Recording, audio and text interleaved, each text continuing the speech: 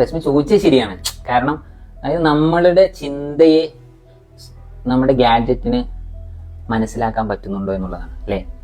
നമുക്ക് നമ്മളൊരു കാര്യം പണ്ടൊക്കെ അതിനെക്കുറിച്ച് പറയുമ്പോൾ കുറച്ച് നേരം കഴിഞ്ഞ് ഇൻസ്റ്റഗ്രാം റീൽസ് ഇങ്ങനെ സ്ക്രോൾ ചെയ്യുന്ന സമയത്ത് അത് കാണും.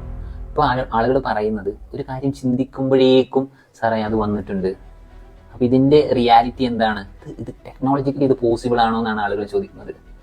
സത്യം പറഞ്ഞാൽ ഇതൊരു കോൺട്രവേഴ്ഷ്യൽ ആയിട്ടുള്ള ഒരു ടോപ്പിക്കാണ്. അതായത് ബ്രെയിൻ മാപ്പിംഗ് എന്ന് പറഞ്ഞൊരു ടെക്നോളജി ഉണ്ട്. നമ്മുടെ ബ്രെയിൻസ് അപ്പോൾ നമ്മൾ എന്ത് ചിന്തിക്കുമ്പോഴും പ്രത്യേകതരം ബ്രെയിൻ വേവുകൾ ഉണ്ടാവും. ഈ ബ്രെയിൻ വേവ്സിനെ നമുക്ക് ഡിജിറ്റൽ ഫോമിലേക്ക് ഡിക്കോഡ് ചെയ്യാൻ പറ്റും. ഈ ബ്രെയിൻ വേവ്സിനെ നമുക്ക് റീഡ് ചെയ്യാൻ പറ്റും. അപ്പോൾ നമ്മൾ ചിന്തിക്കുന്നത് നമ്മുടെ ഗാഡ്ജറ്റിലേക്ക് അല്ലെങ്കിൽ ഈ ഒരു സിസ്റ്റത്തിനെ കൃത്യമായിട്ട് റീഡ് ചെയ്ത് നമുക്ക് എന്താണ് വേണ്ടത് എന്ന് മനസ്സിലാക്കി അതിനനുസരിച്ചുള്ള കണ്ടന്റ്സ് നമുക്ക് ഫീഡ് ചെയ്യാൻ പറ്റും. ഇത് ടെക്നോളജിക്കലി പോസിബിൾ ആണ്.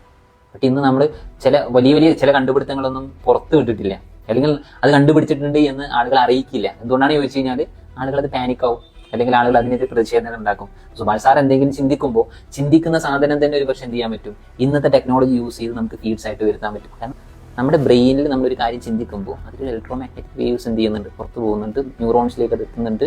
ആ കൃത്യമായ വേവ്സ് നമുക്ക് എന്ത് ചെയ്യാൻ പറ്റും, ഡീകോഡ് ചെയ്യാൻ പറ്റും. അത് ഡീകോഡ് ചെയ്തിട്ടാണ് ഇന്നത്തെ ഒരുപാട് ടെക്നോളജീസ് ഉള്ളത്. അപ്പം ആ ടെക്നോളജിയിൽ നമ്മൾ വിശ്വസിക്കും. പക്ഷെ ഇതിങ്ങനെ സംഭവിക്കുമെന്ന് പറഞ്ഞാൽ ചിന്തിക്കുമ്പോഴേക്കും ഫോണിൽ വരികയെ ആളുകൾക്ക് ഉൾക്കൊള്ളാൻ പറ്റും.